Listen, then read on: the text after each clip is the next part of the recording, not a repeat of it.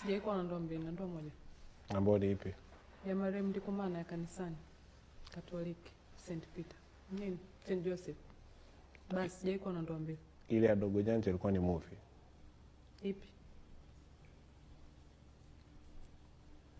Ina maana nyinyi A-list wote amfahamu kama Irene aliolewa na Dogo Janja? Nyinyi mlikuja kwenye harusi yangu?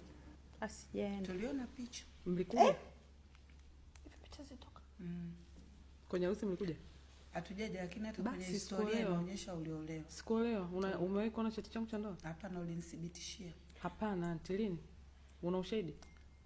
Tuliongea mimi na wewe. Hapana, hatujawahi kuongea chochote. Sijawahi auntie. Irene, unampenda Mungu unakataa? Sijawahi auntie. Kwa nini nikataa? Apia. I swear sijawahi.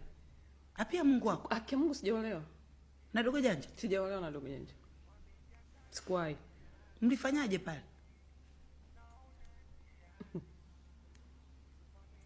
Wapi?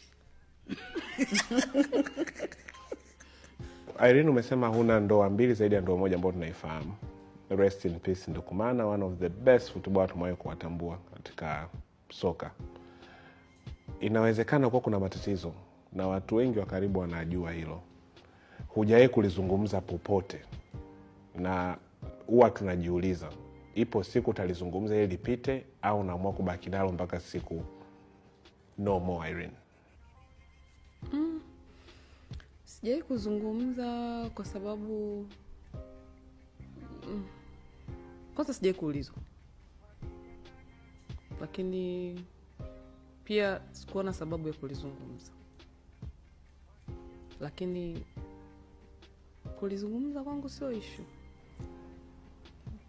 What happened? Yaani nini unachotaka kujua? What happened between you and Ndiku? Okay. Yaani mpaka wakaachana au Wakaenda separate ways and kwanza alikuwa ni yani katika maisha yangu yote ya kudate na watu ni mwanaume ambaye alikuwa amewahi kunipenda kwenye maisha yangu. Yaani katika wanaume amewahi kunipenda kwenye maisha yangu nadhani yeye ni wa kwanza. Alinipenda sana mno. Na alikuwa ananiweka mimi mbele kuliko hata yeye mwenyewe. Lakini kilichosababisha tukatengana ni mimi mwenyewe. Yaani ni ujinga wangu.